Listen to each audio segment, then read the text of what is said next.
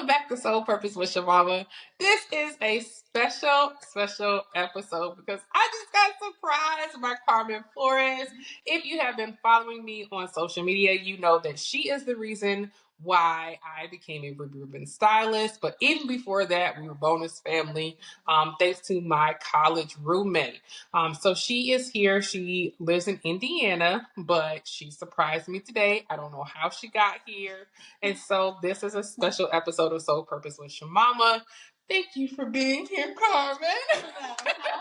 Surprise. Surprise. It was the best surprise. So you are not only a Ruby Ribbon Stylist, but now you are doing some different things and your life has changed over the past year. You're now is it Coco? I'm now a Coco, yes. Okay. To an 19-month-old grandson and a 2-week-old granddaughter. Yes, Zoe. Yes, Yes, and so she was, when I saw her last time on FaceTime or Marco Polo, she was in Florida. So I'm trying to figure out how she got here. So, but now you're doing something different in Michigan and Indiana. Tell us a little bit about that. So, yes, I've been a Ruby Ribbon Stylist for 6 years. And before that, I was an educator, had a pretty varied career. But during my Ruby Ribbon career, I would exhibit at large women's expos, and it really helped my business grow like crazy. Like I was a top 10 seller in the entire company and had a very successful Ruby Ribbon business and taught other people to have successful Ruby Ribbon businesses. And the producer of the women's expos that I went to in Michigan decided to retire and contacted me and said, I think you'd be really great at this. Would you consider buying the business? And so about 8 months ago, I bought this business and we produce 5 shows right now, 3 women's expos and 2 bridal expos. And I have a staff of 3, like there are 3 of us, 3 women that run this business. And we just finished our first show season. And so excited for the future and hoping to grow the business to other markets as well. We currently have shows in, because she's a Michigander, you fans will appreciate this. We currently have shows in Grand Rapids, Lansing, and Novi. So if you're in the Detroit area, end of September 26th to 28th at Suburban Collection will be the Michigan Women's Expo. So put that on your calendar now. Put it on your calendar. And we're going to have free parking. I know everyone hates coming to Suburban because you got to pay for parking, but I'm buying out the parking lot. So you'll pay like a $15 ticket, but that'll include your parking. So that's awesome. I know that was like one of the things. I'm like, man, parking for a couple of days. You got to add that on to the booth rent. So if people want to be a vendor, what is the website that they can go to or how to contact you in order to become a vendor? Yep. So you'll go to kohlerexpo.com. That's KOHLER expo.com. And then there's an exhibit tab there. You can fill out a little form. We'll get an email. You can tell us a little bit about your business and we'll send you the application. So we are all the time looking for local businesses that want to be showcased because you know how it is. You don't realize there's a fantastic boutique 2 miles from your house. Like there are all these hidden gems in our communities. And that's part of the reason why I wanted to buy this business was to let little business owners like I was get some exposure and become known in their communities. So definitely would love to have you.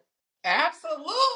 And she has been rocking it, okay? I'm glad she finally let it out to the public because, you know, when you buy a new business, there's so many challenges that come with it, you know, even if it's an established business. And I truly believe that she is rocking it and that the women that are being served, the businesses that are being served, they're really going to have some successful years ahead because of this superstar. And so now you're Coco, you're a business owner, you're a wife. Do you feel like, you know, you're stretched thin or do you love being an entrepreneur because you have that flexibility? You know, that's a good question. You know, I really feel like, and now I have 2 daughters who are in their late 20s. One has a family, one has a career only right now. And I feel like you're in this stage as well, but when you grow up, you really go through these different stages of life where Sometimes you're really stretched thin. Other times you have a little bit of margin. And man, when you've got kids up until they're, 15, you have no margin in your life because that's really what you're dedicated to. And you have to make space for things. And so I did that, all those years ago. I did that and sacrificed and invested in my family, and it paid off. It's paying dividends now. And so, yes, I am stretched now, but the difference is it's a choice. At my age, I now choose. And rather than being obligated to do it because I have mouths to feed and people depending on me, it's now a choice. And honestly, I really feel some conviction about that because in those choices, I can choose selfishly, which is my bent, or I can choose to be other focused. And sometimes I'm like, hey, I was already other focused for 25 years, I was other focused. And so it's my time, Yeah. but that's really not what I'm called to. And so I do feel responsibility to be other focused as well. But I also think that there is a time of respite, and there is a time where the Lord renews and rejuvenates and rewards for that investment. And so it's a balance. But yes, there is some additional freedom that comes during this time. But there's also a lot of choices to be made. And so when you choose something, you don't choose something else. And so that has its own challenges. Yeah. And I think what is the most inspiring to me is that you've had several major life changes over the past 8 years, like going from education to, working, what was it, in sales and then, Ruby Ribbon and health challenges and family changes and debt. But you inspire me to say it doesn't really matter what comes along or what you have to change or what pivots. You can still thrive in the midst of that and have a positive mindset.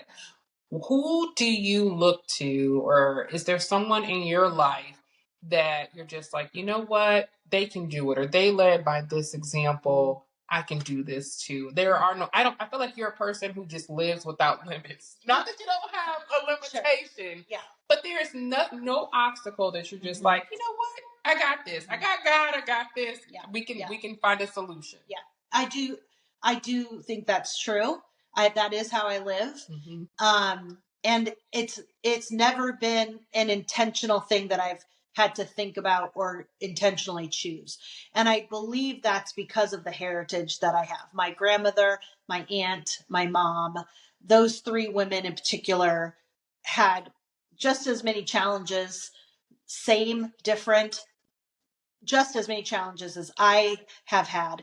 And it was their attitude of continuing to do what needs to be done, continuing to serve those who are in front of you, not focusing on myself and woe is me and oh my gosh, what am I going to do? But figuring it out. And so that's just kind of always been the way we do it. And now I see my own girls doing that, and I'll be honest, it's not always healthy. It's not always healthy because we do tend to not set boundaries when there need to be boundaries set. It's kind of like, I've got to take care of these people, I've got to sacrifice my health, my identity, whatever it might be, to serve and to help and make sure everybody's okay. It's like being a peacemaker, a mediator. That's just what I've always been. And that's good, except when it's not healthy. And so, there's a balance to be had, but the women I look to have gone before me, and I feel like it's just built in me. I didn't choose it.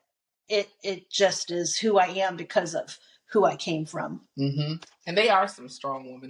They are.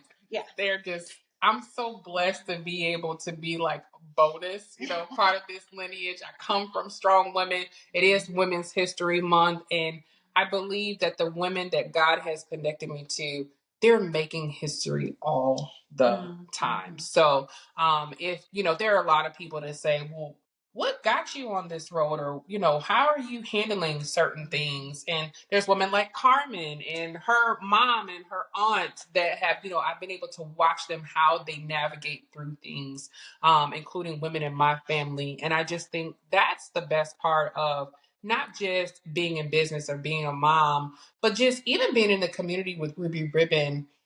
The moment I got there were women who were experiencing death of spouses, death of, their families, sisters and kids, and going through things, but we just come around them. So you're only as strong as your community and the women who are around you, right? And I came around her today.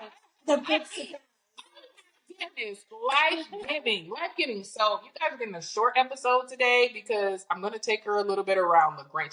I can't believe you're in LaGrange, Georgia. I Marco pulled her from downtown with the LaGrange sign behind me. Oh, like, my here's goodness. my life update. I think I'm like in LaGrange, Georgia. Oh my goodness. And here's the thing. So the last time we saw one another was in Columbus, and it's almost 2 years? A year and a half. A year and a half? My dad passed away in Columbus. Yeah. And so that was the last time we saw one another. And then before that, it was when we left for LaGrange. And I was just so used to seeing you at least like once a quarter or once a month. But whenever we chose, it was like if we wanted to see each other, we could. Right. Kind of thing. And you don't know what you got till it's gone. Oh, gosh. We're not going to cry on this camera today. So we are going to leave you guys. I would just encourage you this week to surprise somebody. Mm-hmm. You just never know, how much they need it, how much you need it. Being, like I think I told you the last time I saw you, being in the space of a safe space, it can really give you the fuel to keep going. So, all right, guys, get around your people. I love you and I mean it. Me too.